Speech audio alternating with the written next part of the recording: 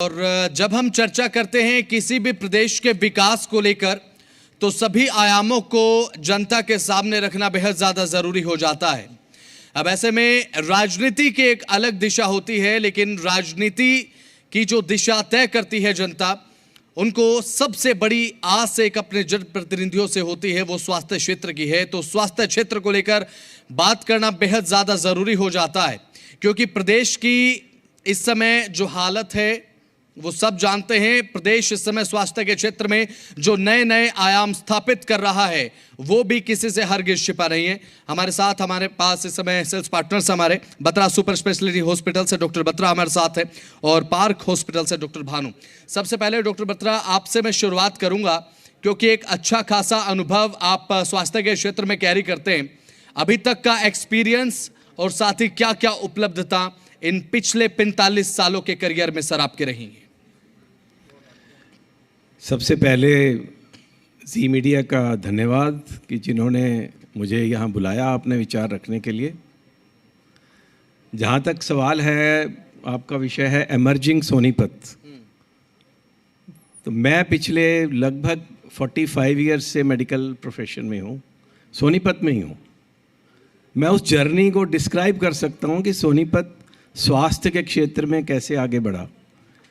एक समय होता था यहाँ पर सोनीपत में कि 100 गज़ में, 150 गज़ में, किसी का होता था तो 250 गज़ में, बहुत बड़ा हॉस्पिटल होता था 500 गज़ में, लोग अस्पताल बनाते थे, 20-25 बेड लगाते थे।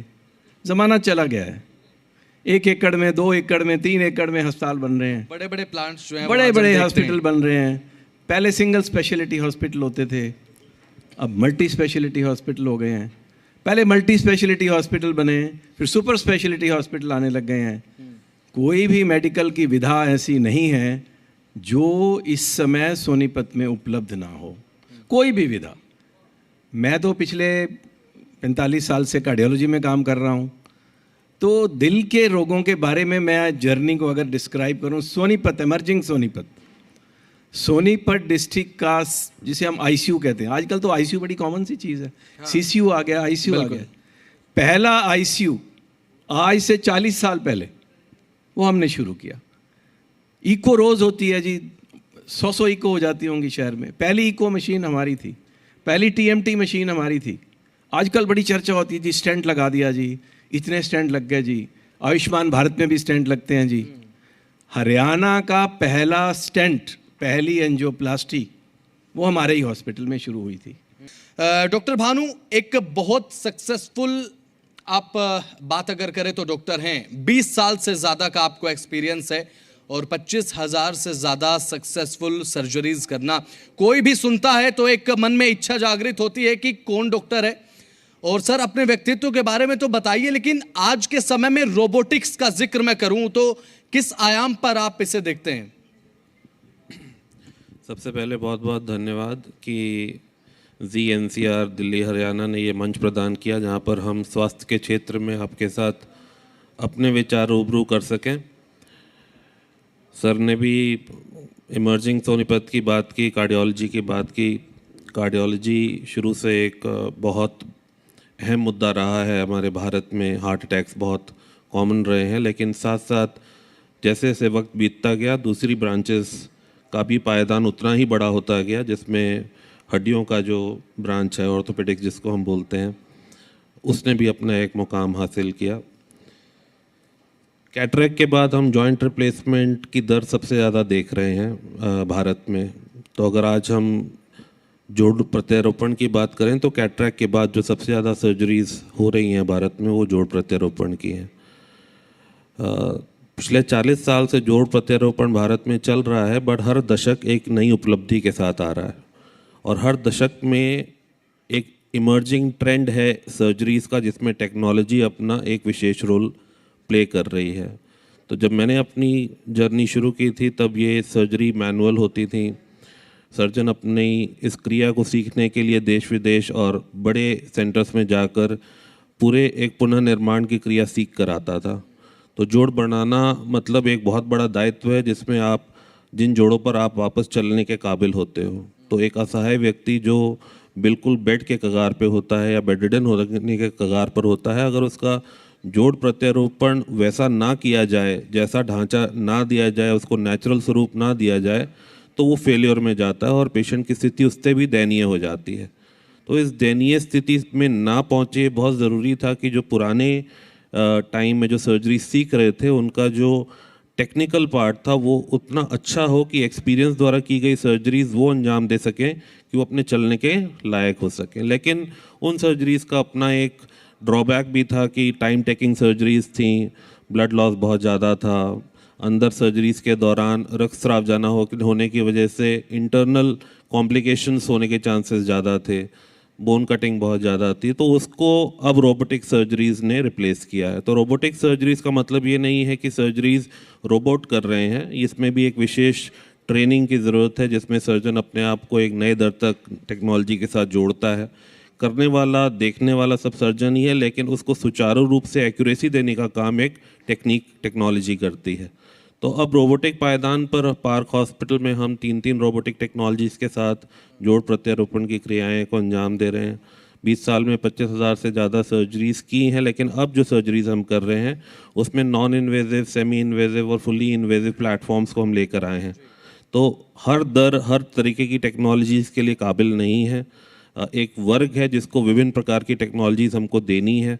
तो रोबो 3D, रोबो आई और रोबो आर्म जैसी विशिष्ट प्रणालियाँ, जिसमें एक CT स्कैन बेस्ड रोबोटिक या आई बेस्ड रोबोटिक या fully automated machine based robotics को हम यूज़ करते हैं। बिल्कुल सर, रोबोटिक्स का जिक्र हम करते हैं, जैसे फॉर एग्जांपल अगर मैं नी रिप्लेसमेंट की बात करूं तो नी रिप्लेसमेंट जब कोई भी कराता है, बेसिकली जब हमारे समाज में जो बुजुर्ग हैं वो सोचते हैं, जब एक बुढ़ापे में एक एज ग्रुप के बाद जब वो क्रॉस करते हैं तो वो उनके मन में ख्याल आता है कि चलने में दिक्कत है तो नी रिप्लेसमेंट करा लेते हैं। लेकिन मन में एक ये भाव भी होता है, क्या नी रिप्लेसमेंट कराने के बाद क्या उन्हें वो आभास हो पाएगा जो वो पहले था घुटना खराब होने से पहले? इसका सक्सेस रेट कितना होता है सर? तो जब भी हम नी रिप्लेसमेंट की बात करते हैं, अब ये रिप्लेसमेंट वर्ड मेडिकल डिक्शनरी से आउटडेट हो गया है, अब इसको हम रीसर्फेसिंग का नाम देते हैं। तो ये R2R जर्नी पिछले 10 सालों में ही पूरी हुई है। अब हम रिप्लेसमेंट की जगह रीसर्फेसिंग, मतलब घुटना प्रत्यारोपण की जगह हम घुटना पुनः निर्माण का वर्ड यूज़ करते हैं। तो पुनः निर्माण की जो थ्योरी है वो रोबोटिक के बेस पे ही आई है कि अब हम उतने हिस्से की सफाई करते हैं जितना हिस्सा घिसता है, जितना नीडेड होता है। तो इसीलिए खराब सरफेस को निकालकर अच्छे सरफेस पर कैपिंग की जाती है, इसीलिए वर्ड रीसर्फेसिंग का यूज़ किया गया है। इसको करने में रोबोटिक्स हमारी मदद कर रहा है। तो एक्यूरेसी होने की वजह से अगर आपका ढांचा सुचारू रूप से तैयार होता है तो पेशेंट की सक्सेस दर हम 100% बोलते हैं। इस दर को घटाने में 2 ही चीज़ें कार्यरत हैं, एक होता है इन्फेक्शन या फिर टेक्निकल एरर, जिसको हम एसेप्टिक लूजनिंग बोलते हैं इम्प्लांट की, वो चाहे इन्फेक्शन की वजह से हो या पुअर सीमेंटिंग की वजह से हो, एक वो वर्ड है। दूसरा है टेक्निकल एरर, जिसमें आप जब जोड़ प्रत्यारोपण या पुनः निर्माण कर रहे हो, जो टेक्निकलिटी है उसमें आपने एरर किया है, जिसमें वो पेशेंट घुटना मोड़ने में उसको असुविधा होती है, सीधा करने में असुविधा होती है, चलने में असुविधा। तो ये 2 ही चीज़ें हैं जिसको डॉक्टर को ध्यान देना है। अगर उस पर काम करता है तो 3 Ws पे हम बोलते हैं काम करिए, वेयर, व्हेन एंड होम। किससे कराया है, कहाँ कराया है और किस वक्त कराया है। तो timing of the surgery has to be accurate, the person who is doing the surgery has to be experienced and well versed with the technology, and the place where it is happening, जहाँ वो surgery की जा रही है, उसमें जो requirements हैं वो सुचारू रूप से पूर्ण हो रही हैं। बिल्कुल। डॉक्टर बत्रा, सवाल मेरा आपसे ये है कि आजकल हम देखते हैं आज का जो लाइफस्टाइल है, जो सभी का खान पान है, उसमें हम देख रहे हैं कि आजकल जो नौजवान हैं उन्हें हार्ट अटैक आ जा रहे हैं। पिछले ज़माने में अगर कंपेयर करूं, जो हमारे दादा परदादा थे उनके समय में हालांकि ये चीज़ नहीं होती थी कि कम उम्र में हार्ट अटैक आ जाना, लेकिन आज के समय में ये चीज़ जो है वो कॉमन हो चुकी है। 35 साल, 40 साल, 42 साल के उम्र के नौजवान को हार्ट अटैक अगर आता है तो आज के समय में मेडिकल साइंस की उपलब्धि मानते हैं क्या आप इसे, कि जब किसी को हार्ट अटैक आता है उसके बाद ज्यों का त्यों उसका दिल कर दिया जाता है, या फिर? देखिए, ये देश के लिए बहुत दुर्भाग्य की बात है कि यंगर जनरेशन जो है वो हार्ट अटैक से पीड़ित हो रही है। Very unfortunate for the nation. जो यंगेस्ट पेशेंट हमने ट्रीट किया हार्ट अटैक का, उसकी उम्र 17 साल थी। आप 30, 35, 40 की बात कर रहे हैं। मैं आपको कहानी सुनाऊं तो पेशेंट आया जिसको चेस्ट पेन थी, जिसकी ECG में हार्ट अटैक है, जिसकी इको में हार्ट अटैक है, जिसके ब्लड टेस्ट में हार्ट अटैक है। हमने उसको कहा भाई इसको हार्ट अटैक है। अब कोई माँ बाप 17 साल में डॉक्टर की बात को स्वीकार करेगा? बहुत मुश्किल है। कैसे हार्ट अटैक हो सकता है जी? 17 साल इसकी उम्र है जी, ये तो इसने किया क्या है जी, ये तो कुछ भी नहीं करता जी। तो आप मतलब कई बार it is unbelievable for the attendants, unbelievable for the colleagues कि it is heart attack, but it is heart attack. आप टीवी में देख रहे हैं कि बंदा डांस कर रहा है और वो बैठा खड़ा खड़ा वो मर गया। आप देख रहे हैं कि खेल रहा है, खेल के मैदान के अंदर बंदा नीचे गिरा और मर गया। It is heart attack. एक ज़माना होता था जब बड़े एज में हार्ट अटैक होते थे, बट अब रिस्क फैक्टर जो हार्ट अटैक के हैं वो बहुत ज़्यादा डिफाइन हो गए हैं। Smoking is a very big factor for heart attack. Fast food is very risk, fast food, smoking, cholesterol आपका। अब मुझे कल मेरे से किसी की बात हो रही थी, अब देखिए यंगर जनरेशन कितने दारू पीती है, कितनी दारू पीती है। बड़े शहरों में तो कोई लेडीज का तो पहले पीते नहीं थे, आप देखो अब मेल फीमेल का कोई चक्कर ही नहीं रहा। ये सच है, कड़वा सच है, मैं इसको स्वीकार करें आप करें या ना करें, बट इट्स ए फैक्ट। कितने ऐसे रिस्क फैक्टर हैं समाज के अंदर जो पहले नहीं थे, वो सारे रिस्क फैक्टर इतने बढ़ गए हैं। फिर एक और बात मैं आपको बताता हूँ, चलो यंगर जो है बंदा उसको ब्लड प्रेशर नहीं है, उसको शुगर नहीं है, बट कौन स्मोक करता है? आजकल तो स्मोकिंग के भी दुनिया भर के प्रकार पैदा हो गए हैं संसार के अंदर। फास्ट फूड खाते हैं, और जेनेटिक्स एक बहुत इंपॉर्टेंट फैक्टर है। अगर परिवार में हार्ट अटैक की तकलीफ है, शुगर है, ब्लड प्रेशर है, तो बच्चों को इनमें से कोई भी चीज़ होना बहुत स्वाभाविक बात है। बिल्कुल। और लास्ट ऑफ ऑल टेक्नोलॉजी इतनी एडवांस हो गई है। आपको एक टेस्ट है हमारे यहाँ पे, उसे हम कहते हैं point of care. Point of care का क्या अर्थ है कि किसी को चेस्ट पेन हुआ तो 3 टेस्ट करते हैं हम। ट्रॉप आई करते हैं, सीपी के एमबी करते हैं, और बीएनपी करते हैं। ये 3 टेस्टों के नाम है हार्ट के।